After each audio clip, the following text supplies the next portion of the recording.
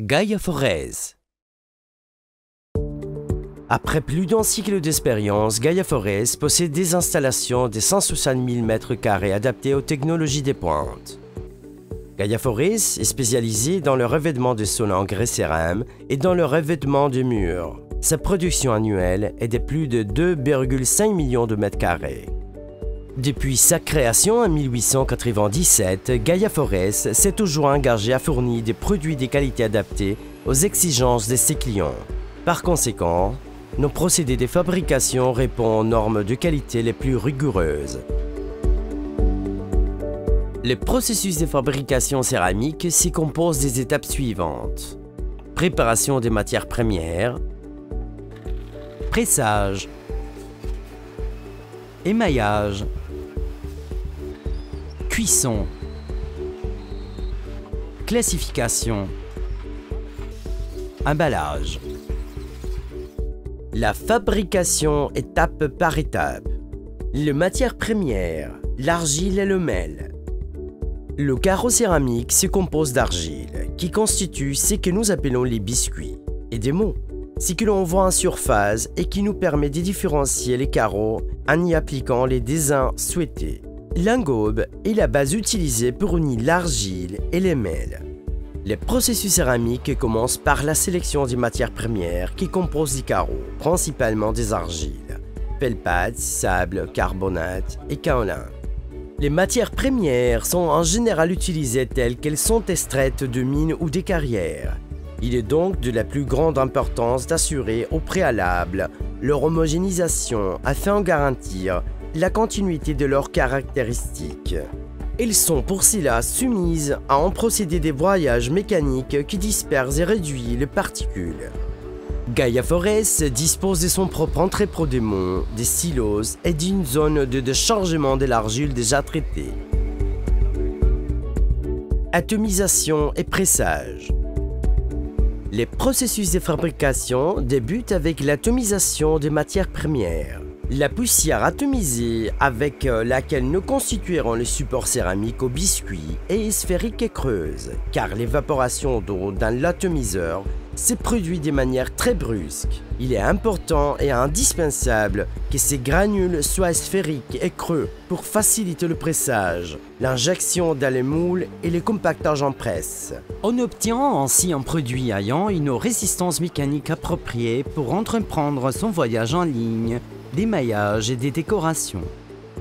La poussière atomisée est déchargée dans les silos puis acheminée jusqu'au chariot de presse. Ces presses sont unidirectionnelles, c'est-à-dire qu'elles compactent verticalement sous haute pression la terre atomisée. Les granules sont cassées, littéralement, de sorte que les particules primaires obtenues au cours du broyage et agglomérées lors de l'atomisation réapparaissent et adhèrent les unes aux autres sous l'action de la presse et de l'humidité qui agit comme fluidifiant.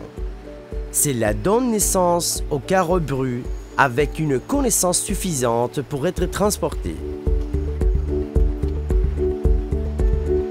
Les carreaux bruts ont un taux d'humidité qu'il faut réduire. Ce séchage est réalisé dans un séchoir horizontal de manière à ce que la pièce séchée garde à sa sortie une humidité résiduelle de l'ordre de 0,1%.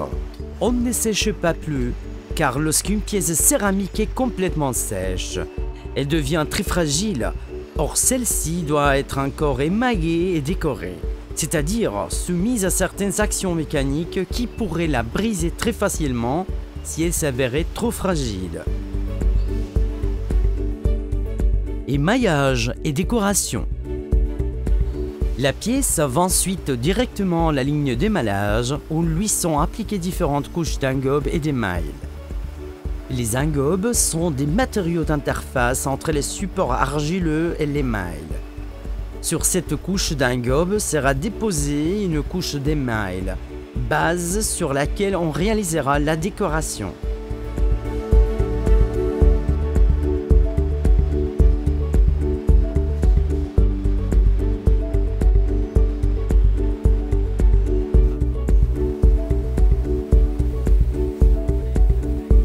La La principale technique de décoration utilisée par Gaia Forest est l'injection numérique d'encre, la technologie digitale HD la plus innovante du secteur céramique, grâce à laquelle nous personnalisons les dessins et créons nos séries pierres, bois, rustiques, marbre, nos revêtements.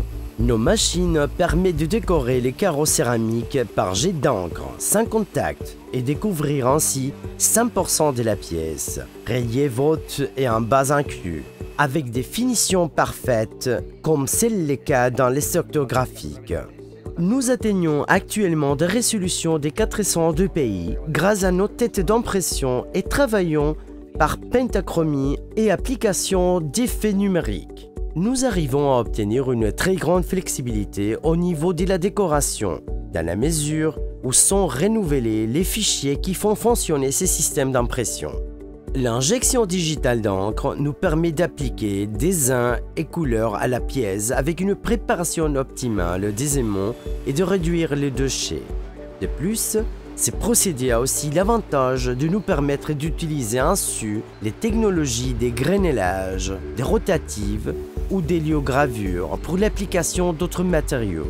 Avec tout cela, le produit final est doté de toutes les propriétés techniques qui différencient la céramique. Imperméabilité, résistance aux attaques chimiques, surface antidérapante, facilité d'entretien ou encore inaltérabilité.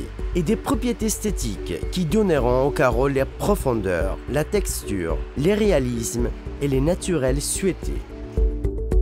La cuisson. L'étape suivante, cruciale, est la cuisson des carreaux. Celle-ci s'effectue dans des fours monocouches à rouleau, avec des cycles très rapides de l'ordre des 45 à 60 minutes. Leur fonctionnement est très simple. Le four a une chambre relativement basse mais très large, 2,5 mètres environ, et a une longueur de 110 mètres, afin de pouvoir introduire un grand nombre de carreaux. Ces fours fonctionnent au gaz et atteignent de températures maximales entre 1100 et 1200 degrés. La flamme est en contact direct avec les pièces, avec les carreaux qui sont en train de cuire. La consommation d'énergie est optimisée par la récupération de la chaleur. Le gaz chaud généré sont en effet réinjectés et réutilisés pour préchauffer les carreaux lors du premier stade de cuisson. Il est facile dans ce type de four de produire une grande quantité de matériel dans des temps très courts.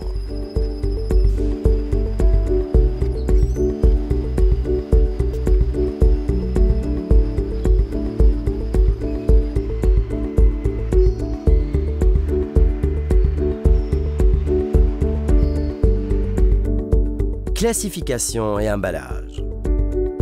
Une fois cuites, les pièces sont soumises à la classification et au contrôle de qualité, d'abord par un équipement de contrôle visuel de la surface et la face visible de la pièce grâce à une machine de vision artificielle, puis par un opérateur qui inspecte le dessin et le ton de chaque pièce afin d'éliminer le défaut visible.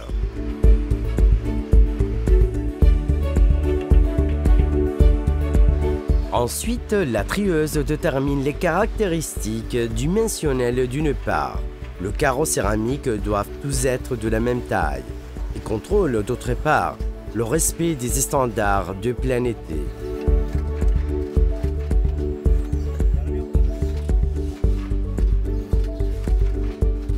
Le carreau céramique est un produit industriel et son utilisation est fondée sur la constance de ses propriétés, y compris au niveau esthétique.